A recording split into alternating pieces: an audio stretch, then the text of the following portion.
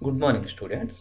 ఈరోజు మనం ఈ సెషన్లో సుస్థిరమైన అభివృద్ధి భావన సస్టైనబుల్ డెవలప్మెంట్ గురించి తెలుసుకుందాం. మనం మానవులుగా మన అవసరాలు తీర్చుకోవడానికి అనేక రకాలైనటువంటి ముడి పదార్థాలను ప్రకృతి నుండి తీసుకొని ఆ ముడి పదార్థాలను ఉపయోగించుకొని వస్తు సేవలను తయారు చేసుకొని జీవిస్తున్నాం. మనమే కాకుండా అన్ని జీవులు కూడా ప్రకృతి మీద ఆధారపడి జీవిస్తూ ఉన్నాయి. అయితే మానవుడిగా మనం ముడి పదార్థాలను స్వీకరించి వస్తు సేవలను ఉత్పత్తి చేసుకొని వాటితోటి మన అవసరాలను తీర్చుకుంటున్నాం. అయితే ఇక్కడ ముడి పదార్థాలను ఉపయోగించి వస్తువులను ఉత్పత్తి చేసేటప్పుడు వ్యర్థాలు వెలువడుతున్నాయి. మనము ఆ వ్యర్థాలను కూడా పర్యావరణంలోకి విసిరివేస్తున్నాము.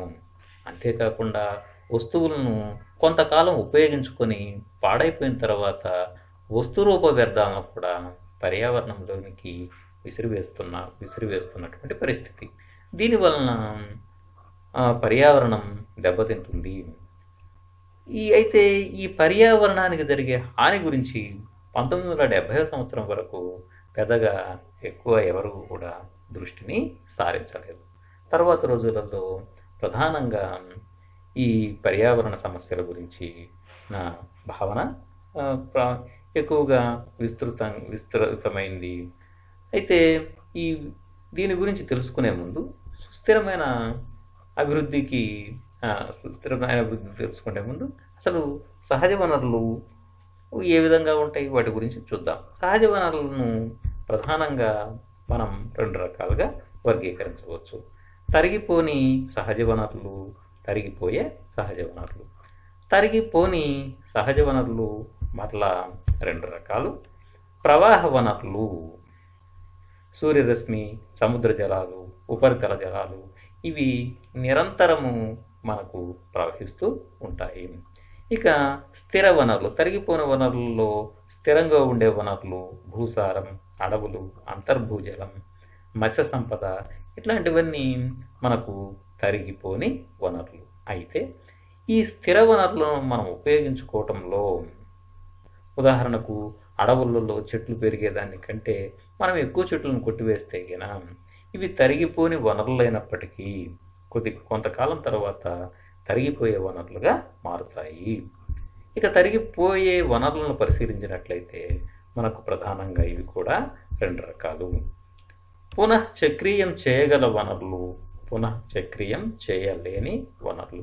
పునఃచక్రీయం చేయగల వనరులను పరిశీలించినట్లయితే ఇనుము, బంగారం, ఇతర లోహాలతో కూడినటువంటివి మనం వాటిని పునఃచక్రీయం చేసి మరలా ఉపయోగించుకోవచ్చు.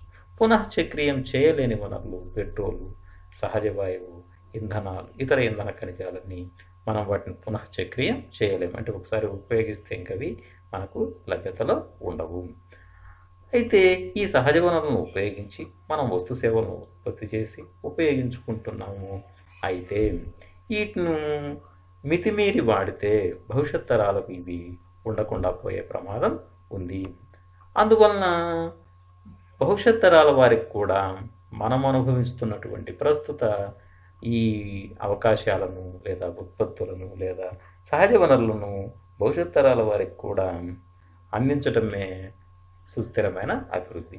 సుస్థిరమైన అభివృద్ధి గల నిర్వచనాన్ని పరిశీలించినట్లయితే భావితరాల ప్రజలు తమ అవసరాలు తీర్చుకునే సామర్థ్యాన్ని దెబ్బతీయకుండా ప్రస్తుత తరం వారు తమ అవసరాలు తీర్చుకోగలగడాన్ని సుస్థిరమైన అభివృద్ధి లేదా కొనసాగించగల అభివృద్ధి లేదా నిలకడగల అభివృద్ధి అంటారు అని బ్రెట్లాండ్ కమిషన్ వారు నిర్వచించడం జరిగింది. ఇందులో 3 అంశాలు ఉన్నాయి: అభివృద్ధి, అవసరాలు, భావితరాలు. మనము మన అవసరాలు తీర్చుకుంటూ అభివృద్ధి చెందుతూ భావితరాల వారి అవసరాలు తీర్చుకునే సామర్థ్యాన్ని దెబ్బతీయకూడదు అని సుస్థిరమైన అభివృద్ధి భావన మనకు తెలియజేస్తుంది. అయితే సుస్థిరమైన అభివృద్ధిలో 3 అంతర్గత అంశాలు ఉన్నాయి. అవి 1 పర్యావరణం, 2 సమాజం, 3 ఆర్థిక వ్యవస్థ. ఈ 3 కలగలిసి ఉన్నప్పుడు మాత్రమే సుస్థిరమైన అభివృద్ధి సాధ్యం అవుతుంది. ఇది సుస్థిరమైన అభివృద్ధి ఈ 3 కలుసుకున్నప్పుడు మాత్రమే సాధ్యం అవుతుంది. అయితే సుస్థిరమైన అభివృద్ధిలో అంతర్గత అంశాలను పరిశీలించినట్లయితే పర్యావరణ అంశాలలో ప్రాణవాయువు నిల్వలు, మంచినీరు, తర్వాత ప్రకృతి వనరులు జీవరాశుల మనుగడకు ఎంతో అవసరమవుతాయి. ఇక సామాజిక అంశాలను పరిశీలించినట్లయితే సమాజ అవసరాలు, సామాజిక న్యాయము, సమాజ సంపద ముఖ్యమైన అంశాలు. ఆర్థిక అంశాలను పరిశీలించినట్లయితే వస్తు సేవలను ఉత్పత్తిని పెంచడం, పేదరికాన్ని నిర్మూలించడం, సమాజ అవసరాలను తీర్చడం ఈ ఆర్థిక అంశాల్లో చెప్పుకోదగినటువంటి అంశాలు. అయితే సుస్థిరమైన అభివృద్ధి కొనసాగించాలంటే కొంతమంది పర్యావరణ శాస్త్రవేత్తలు కొన్ని రకాల ప్రతిపాదనలు చేశారు.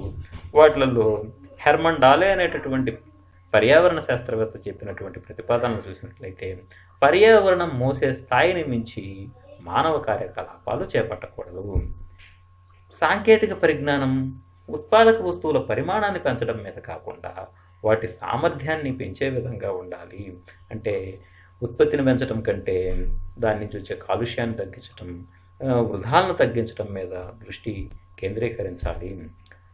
పునరుద్ధరింప వీలులేని వనరులకు ప్రత్యామ్నాయాన్ని కనిపెట్టాలి, లేదా అవి లేకుండా జీవించటకు అలవాటు పడాలని హెర్మన్ డాలే ప్రతిపాదనలు చేశారు.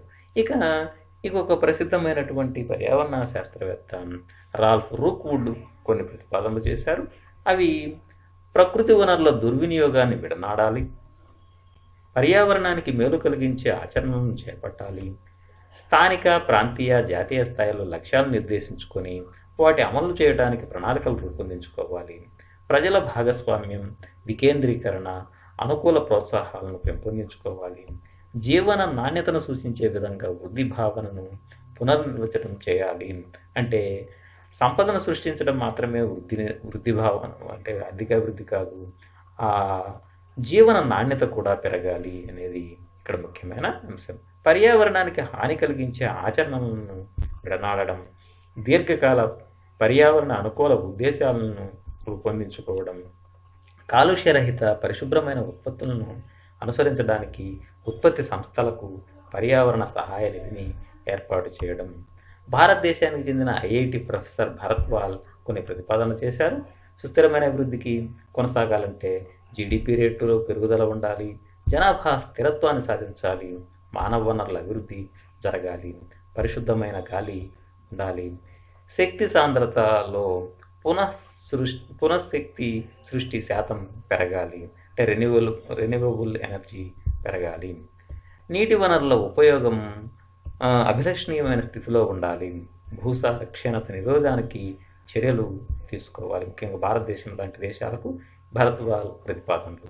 అటవీ విస్తీర్ణం పెంచాలి,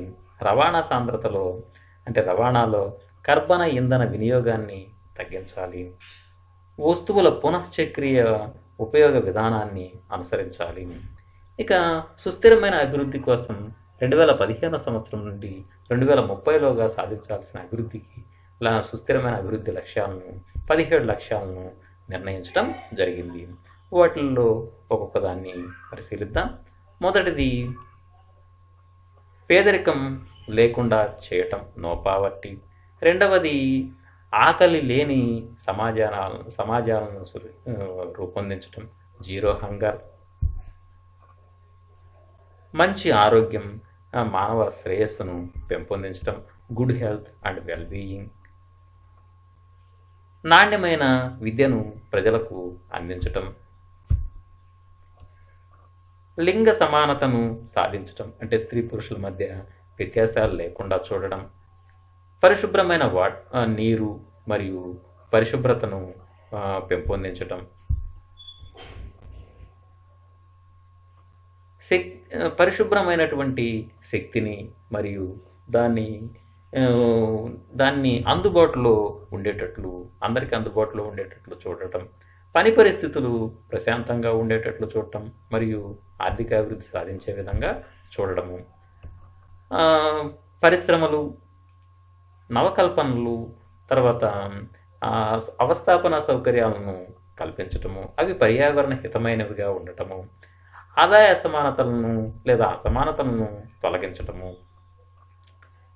తర్వాత సుస్థిరమైన నగరాలను మరియు సమాజాలను సృష్టించటము. అంటే ముఖ్యంగా పర్యావరణ హితమైనటువంటి పర్యావరణ అనుకూలమైనటువంటి సమాజాలను మరియు నగరాలను అభివృద్ధి పరచడము,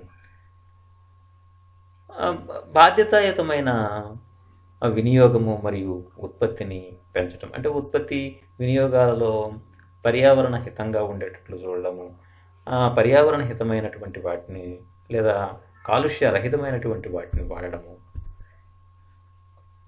తర్వాత ఈ పర్యావరణ సంబంధమైనటువంటి చర్యలకు అందరూ సంసిద్ధంగా ఉండటము. తర్వాత ఈ జల సంబంధమైన ప్రాణుల రక్షణకు చర్యలు చేపట్టడము. తర్వాత భూమి మీద జీవరాశుల మనుగడకు చర్యలు చేపట్టడము. శాంతి, న్యాయం, తర్వాత స్ట్రాంగ్ ఇన్స్టిట్యూషన్స్, అంటే పటిష్టమైనటువంటి సంస్థలను ఏర్పాటు చేయడము.